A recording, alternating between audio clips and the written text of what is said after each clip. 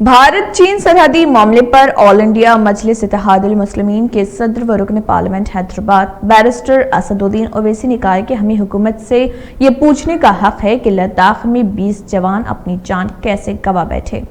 देखिए बैरिस्टर असदुद्दीन ओवैसी का इस ज़िम्न में क्या कहना है। में ये नहीं कहा गया कि चीन ने हमारे 20 सिपाहियों की जान ली है, वो भी कहने से घबरा रहे हैं।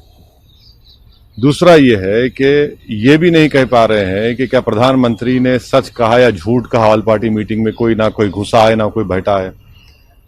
तीसरी बात वो ये भी नहीं कह पा रहे हैं कि 1000 स्क्वायर किलोमीटर पर चीन का कब्जा है। चौथा, इस स्टेटमेंट में तो उम्मीद कर रहे थे कि राजनाथ सिंह मोदी सरकार की तरफ से देश को बताएंगे कि हमने चीन से कहा कि अप्रैल में जो स्टेटस को एंटे था वो रिस्टोर होना पड़ेगा। पांचवी बात यह है कि आप मिलिट्री को कह रहे हैं बातचीत करो, पॉलिटिकल लीडरशिप को लाइन लेनी चाहिए। मिलिट्री जंग लड़ने के लिए, मिलिट्री क्या टॉक करेगी। ये कब से मिलिट्री डिप्लोमेटिक अफेयर्स में आ गई। पार्लियामेंट के रूल्स में ये रूल है कि अगर पार्लियामेंट के में कोई डिबेट होता है तो उसको मीडिया में अगर रिपोर्ट ना हो तो वो रूल्स का इस्तेमाल किया जा सकता है और इस पर डिबेट हो सकता है और डिबेट होना चाहिए।